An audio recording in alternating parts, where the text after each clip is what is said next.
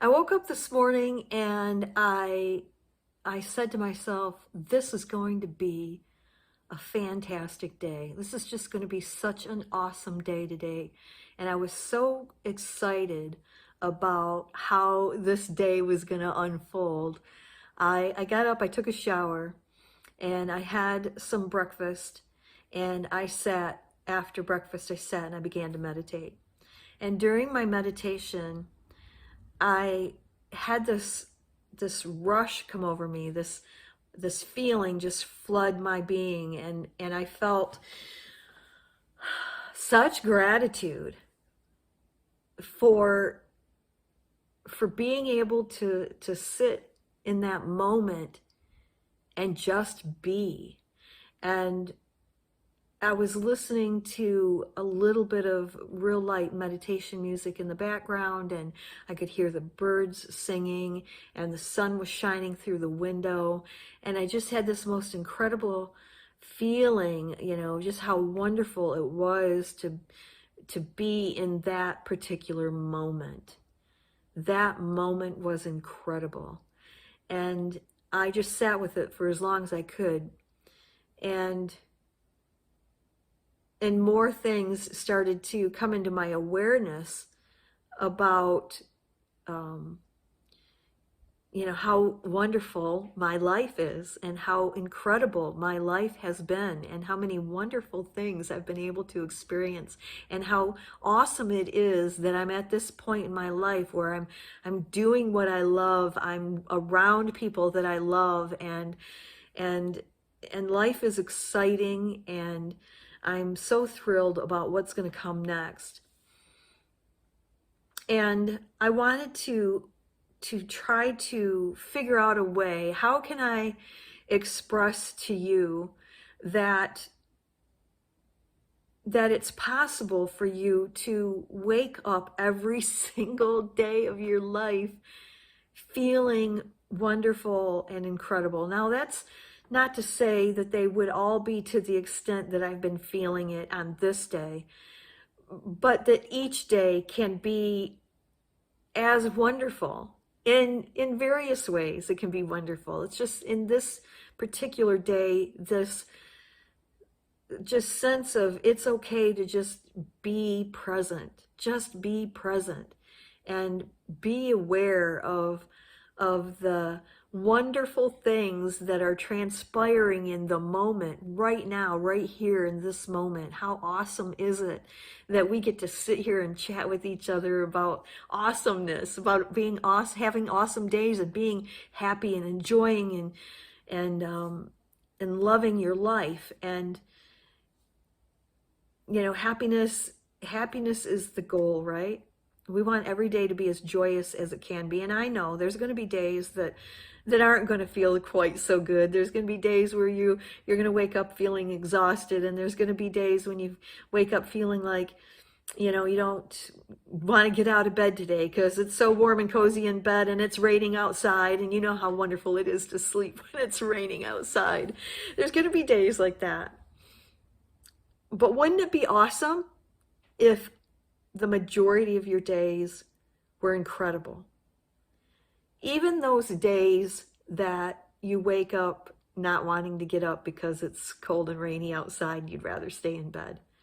Even those days could be amazing and incredible days compared to the days when you wake up and you're feeling lonely or depressed or stressed out or full of anxiety or overwhelmed. There's just so much going on and you're overwhelmed around it. It's about creating habits. You need to create habits that will alter the way you see the world on a daily basis. If you can change some of your habits, you can change the way life shows up for you. And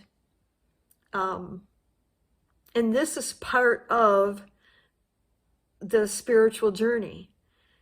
This is part of your own personal growth. Personal growth and spiritual journey is kind of the same thing, okay? We call it different words, but it's mostly, it's the same. It's the same thing. It's just like, who's saying it? It's a personal journey if I don't consider myself religious, maybe.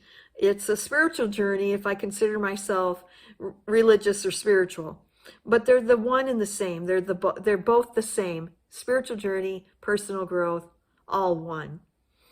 And so what you're going to discover then as you are going down this trail of personal growth, that you end up realizing that you're on a spiritual journey. so, um, so wouldn't it be awesome to be able to have more joy and happiness in your life every single day, and live a life full of dreams come true?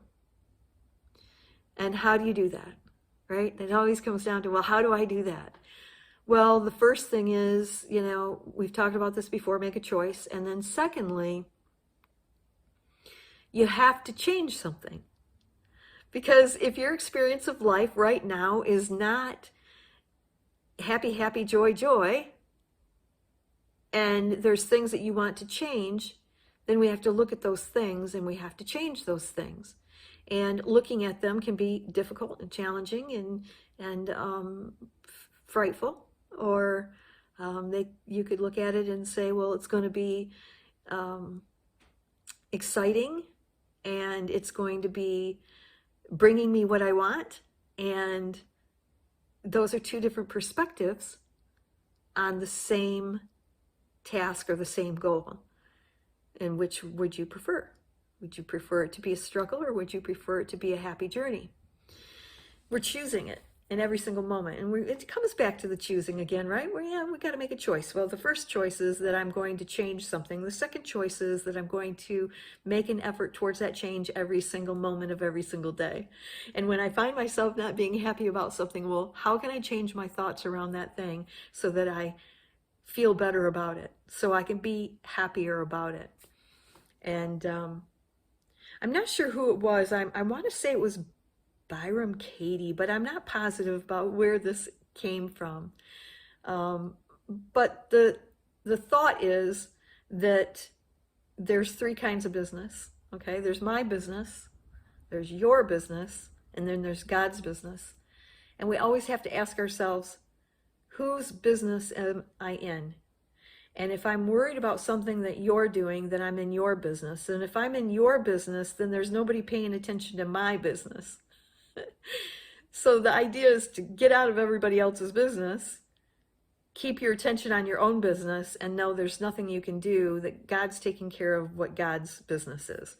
So when you are feeling frustrated and upset or angry or any of those things that we can tend to feel, ask yourself, well, whose business am I in? Can anybody change it? Can I change it? Can you change it? If nobody can really change what is happening or what has happened, that's God's business. If it's something that your neighbor needs to change, then it's not your business, it's their business. So when you get down to the brass tacks on this, if it's your business, you can do something about it, and then therefore you should do something about it.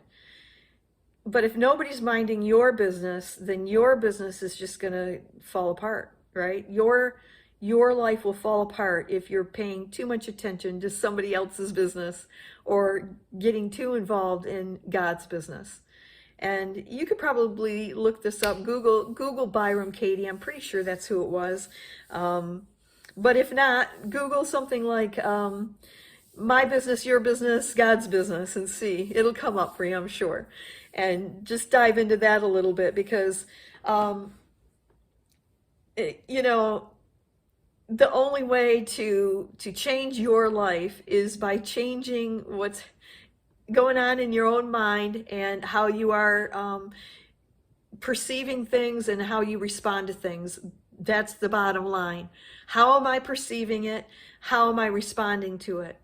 And if I'm perceiving that my kid, it can't seem to do anything right, they're always, messing things up or getting into trouble, or they can't manage their life without me in it, you better reevaluate And that could be true with if it's your parents, if it's your siblings, if it's your neighbors, whoever. If you think that they've got a problem that you have to be the one to help them solve, you're in their business and you need to get back to your own business, because your happiness isn't going to revolve around what happens in that person's life. Yes, of course. It's upsetting if something happens to one of my children. It's upsetting that it happened. But I also know that they are as capable of handling it and managing it and rectifying it as I am. And if I can see my child as being confident and brave and mature and responsible, then that's what I will see them do. I will see them be responsible, mature, and capable of handling it. That means I don't have to be in their business. I can let them live their lives. I can offer some advice from time to time if it's asked for, and sometimes I offer it when it's not asked for, but then I realize I'm kind of in their business and I need to get back to my own, because their choices are not my choices. And yeah, it makes you sad sometimes that, they make mistakes, but we all make mistakes, every single one of us. So get out of their business, get into your own business, pay attention to how you are, what you are, who you are, how you're showing up, and how you're responding to life as it happens.